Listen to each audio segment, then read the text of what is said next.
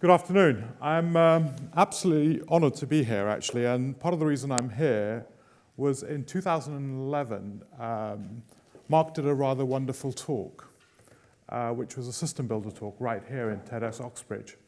And it's actually pretty much inspired the last few years of thinking and work that I've done. And I hope, in a way, raises some questions. So, on that basis, I'm going to talk a little bit, and I'm going to raise some questions, following on from actually very much what Mark and Margaret were saying, but looking at it in a sense, some of the challenges I think we face in the dark matter. I'm going to talk about social innovation. Everyone talks about it. Everyone talks about it publicly. It's increasing in the policy agenda. But actually, what is it? What are we talking about? And I'm going to use this example. India, car crash in India. It's a great example of a wicked societal challenge. India has one of the largest road deaths in the world. When you look at this problem, unfortunately, a friend of mine, his close friend passed away on the road. Nobody helped him in the road in India. He was lying there for over an hour. He decided to leave his job in the US and go to India and said, I wanted to do something about this. He went out there and he said, why did people not help? Well, actually, the reason people didn't help at that time was because they were concerned by the police. Everyone else was talking about, right, we need to build a tech product, a 999 service. But the reason people weren't walking up and helping people, they were worried that the police would take them in. So what did he do? He ended up actually building a relatively large civic movement, but also getting a Supreme Law Court ruling done. Huge campaign, actually to protect citizens who actually helped people in need. Did that, was quite effective. But once he'd done that, what he realized was actually people weren't still being taken to hospital because there's no ambulance service. So who was taking people to hospital? Well, actually, it was the policemen and women. What did he do? He turned around and built a reward scheme, recognizing policemen and women saving lives. When people were getting to hospital, they unfortunately weren't still being treated. Much of the hospital infrastructure is actually privatized. There were no incentives, even though there is a legal requirement. So he then lobbied government to effectively put on all toll roads in India, you're automatically health insured now. Many of the toll roads being built in India are now got automatic health insurance on them. Now, after that, he's built a tech app which allows you to call an equivalent of a 999. Why am I telling you this story?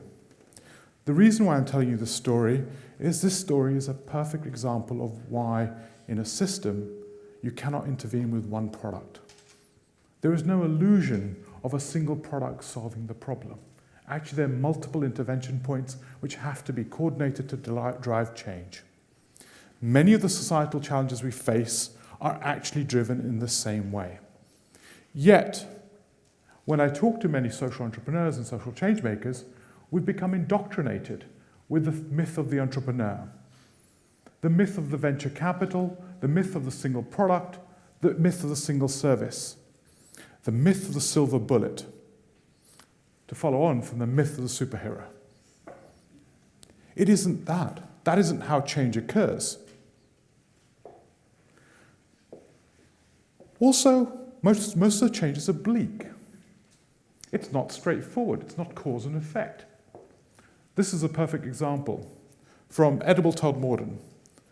Two really amazing women, leaders of the council, ex-leaders of the council, decided to effectively plant every spare land that was visible in the city. Every spare land, literally. 7 years later, crime is down, number of abandoned shops is down, number of new jobs being created has increased. Why?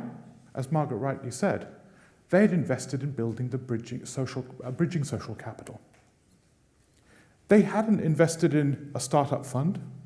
They hadn't gone around marketing the land. What they'd invested in was bridging social capital. They'd got everyone out talking, working with each other. Now, when I talk to policymakers, I say, how are you going to improve the economic performance of your town? What do people do? I'm going to set up a social investment fund. The point is the solutions are oblique. They're not direct. Yet, in our industrial models of thinking, we think only cause and effect. Yet, actually, we have to think a little deeper.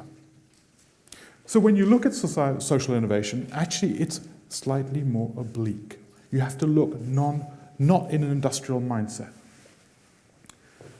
And then, actually, increasingly, you have to start to think through the system. In a way, most of the last kind of 400, 500 years of Enlightenment thinking have encouraged us to think in silos. We split art from science, maths, physics, and we've atomized everything. Yet actually what's becoming interesting is over the last few years, the interdependency between things is becoming the thing that is killing us. Climate change is not a single-actor problem, it's a multi-actor problem. Global financial crisis was not a single-actor problem, it was a multi-actor problem. It is the thing between things, following on quite eloquently. And what you start to see is effectively the interdependency is more complex. So, in fishing rights and actually decline of fishing stocks, there were relationships between gang violence and the social capital destruction that was going on in gang violence to the decline of fishing stock and overfishing. How do you intervene in a system like that as opposed to always imagining just the fish? What does entrepreneurship look like in this world? What does change look like in this world? That is the question that we're facing. The illusion of a single product is actually a convenient lie of the last 400 years that worked beautifully for the infinite idea of the infinite world. As the interdependency of our world becomes material, that lie no longer is helpful. There are other lies and other myths. And one of the big ones is welfare. How is welfare perceived? This is a sort of a very quick diagram that we put together for a conversation, which was, actually you can perceive welfare in many different layers. Welfare as public good. You can see welfare from the idea of the mitigation of sort of the issue of homelessness, you could say. Let's move someone off the street, right? Let's just move them off the street, that reduces our welfare problem. Actually, it doesn't. Somebody who's homeless costs the state and public goods somewhere about £35,000 to £45,000 a year in emergency care, in other non-direct related issues. So when you look at it, when you don't look at it from the problem of the individual, but actually the system, actually there are real costs attributed to us. That's only the real sort of accountant first order game. Then the real opportunity is, well, actually, hold it. How much are they not contributing to society? And then the third and final layer, which is super important, which is actually how much of all of us, how many of us can take a risk because actually we have the insurance of the welfare state. So how does the welfare state support us all to take risk? I'll give you a parallel example. The NHS is not just good for health, it's also good for corruption. When does corruption occur? In crisis moments in people's lives. That is when corruptive behaviors become endemic. So when we look at healthcare from purely a health perspective, we lose all the system values that it provides. Why am I talking about this? Because actually, we've been stuck at a product level problem. Homelessness is a single issue. But actually, when you look at it from a systems level, you start to see the business models, the value models, the financial models are different. Yet our financial models are based on single point transactions. What happens when you invest into a social housing block? Because out of energy poverty, the savings are made by the NHS because of the number of pneumonias going down. Yet our financial models are no longer able to compute this. Unless we cannot deal with the challenges we have in the 21st century. So the challenge for us is not only building corporate business models, but system business models, which span multiple actors. The challenge we face is there are many, many innovations going on. Beautiful examples, Edible Todd Morton is many, many, many of them. But actually what's becoming more and more fundamental, this is a Brixton Village, which was done by Dougal, again, a beautiful piece of example, really practical on-the-ground examples. But actually what's becoming more and more problematic is that all of these innovations are largely black swans. They're happening regardless of the institutional system. Actually, how we account, how we structure, is all still organized in an industrial sense. And in a way, my thesis I want to present here is that actually the social innovation challenge is actually a dark matter problem. It is the institutional infrastructure problem right now we face. It is no longer a problem of us knowing that healthy, sort of walkable roads are a good thing. We know that already. We know Edible Todd Morton works. The problem is not knowing that it works. The problem is we don't have the institutional infrastructure to scale it out. So when I ask policy people, why don't you do this? They say, well, I don't know how to fund it. How am I going to fund, how, as an economic development officer, am I going to fund somebody to plant carrots? You see, right? And let's not imagine that nothing's being done. Actually, there is a lot of interesting moves in institutional infrastructure that are being developed. CICs and sort of lots of players being added. But actually, the real questions are still open. And I'm going to list quickly some real challenges. One, welfare is increasingly perceived as a cost as opposed to an investment. Try that trick in your mind. It's a very interesting trick. And the reason why it's perceived as a cost is because of national accounting rules. What if it's perceived as an investment? How would you perceive the ROI of actually investing in someone who's homeless? It's a completely different story. It's a completely different narrative. It's a completely different discourse. Two, actually it's not enough to just talk about the impact capital. We've seen Big Society Capital put together 600 million, which, let's put it also in franc terms, we buy £1 billion worth of ice cream. So we have 600 million a year, sorry. £1 billion of ice cream, we have 600 million of impact capital being allocated. It's not enough. Only when we start to account for future social costs and liabilities, what happens? Let's imagine the next 10 years worth of liabilities of stock board.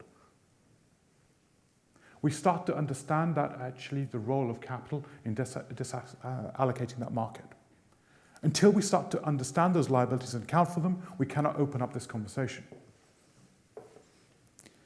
Most of our discourse, as I was saying earlier, was that actually we talk about all our languages come from venture capital. All our languages borrowed from the idea that one company will give 100x return, 10 companies will give 10x, and everything else will be wiped out. It isn't going to change. That's not how we can finance this change. That isn't how this works. Yet all of social investment has borrowed headlong into this world. So what does system financing look like, and how do you finance systems is going to be one of the key issues. Another one, the whole public-private discourse may be an illusion. When you draw the system out, actually what you realize is actually the public-private discourse is increasingly, the local authority in that diagram was a very small actor at the top right hand. Actually, it's about interdependency. Maybe the way we've started to conceive this industrial idea of tax and redistribute is actually an old-fashioned idea, because actually the private actors even have to acknowledge the shared wealth and the shared liabilities they hold. The way we procure singularly, one actor to one actor. What does many-to-many procurement look like? That's going to be possible when we start to think about computable contracts. Massive. How about all of us were in a contract together? What would happen? We can start to imagine this world with actually computable contracting. This starts to change the nature of the relationships we build and how we organize. The chains of relationship become meshworks of relationships. What does that mean? What does leadership look like when you actually have to talk about leadership across multiple organizations, working collaboratively to an end? Incredibly difficult. What does this collaborative leadership look like? Margaret said spoke about it more than eloquently. But the challenge is not just in organizations, it's between multiple organizations. And that, I think, is another order of challenge. And if you want to invest in this, well, actually you have to invest in shared language, as Mark was saying. You have to invest in shared senses. How do you see the world together? Now, that senses could be data, it doesn't really matter. Intelligence, how do you have shared intelligence? Then you have to talk about smart policy, policy which is interoperable between organizations. Again, this is not a myth anymore, this is again possible.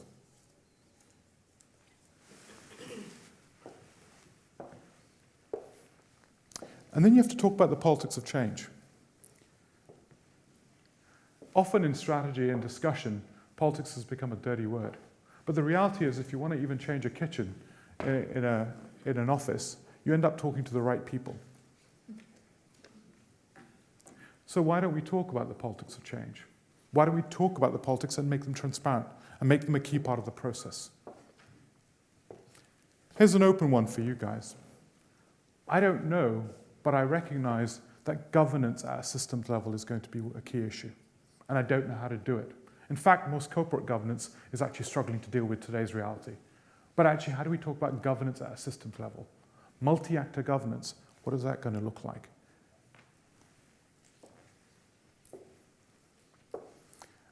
And in a sense, we're seeing these realities play out. So these conversations that I was talking about, they're being played out in actually the future of regeneration. Future of actually rural development, systems investment into rural villages. Into kind of ecological systems, again, some fantastic work happening. And also corporate supply chains. So what we're starting to see is that system-based thinking is starting to deploy itself in new ways across these. These are probably the early mover landscapes. This is not a myth. It's actually quite practical on that ground. And there's some open questions. Massive multi-stakeholder contracts. How do you design them? How do you put them together? What does governance look like? What does effectively design at a systems level look like? What does authorship, what does liability look like? All these things are going to get questioned and opened up in a way that we've just not become used to yet. What does professionalism look like? And professionalism where you have to take account of your actual public responsibility. I'm going to come to an end. And in a sense, the thesis I want to say is the future is not complex. Actually, complexity is actually a view problem. It only looks complex when you look from the top down. That diagram of the fish was entirely done by actually citizens. Entirely done on post-it notes and fishermen and teachers. It looks complex and intricate to us because we look at it from a godlike perspective. When you're in it, actually you're part of the process. And in a way, the future is going to be built by us having to be able to build massive multi-stakeholder feedback and interoperability. What does that look like? What is the process of doing that? What is the company of the future which does that? Is, I think, going to be the biggest, most interesting challenge. I think that's how we're going to redefine democracy. It's not going to be the vote. It's about how we actually drive that. High-frequency feedback and interoperability to create a new democratic power to create our society. Democracy is not the vote. It's the agency, democratized agency to create society. I'm having these conversations in Dubai, which I find fascinating because they start to think about it in a different way. It's maybe time for us to think about this in a different way. And I'm honored to be here and honored to be speaking after Mark and Margaret, because I think they genuinely have led us to a different conversation. But it requires us to really start to think through the institutional infrastructure and the paradigms that we've been talking about. Institutional system financing, system governance, system ethics, these are going to be very real everyday issues for us to reinvent. And remember, the corporate form as an idea was built. It was an idea born in the 17th century. It's not been here forever, and nor will it be here forever. Our role is to reinvent it. Thank you.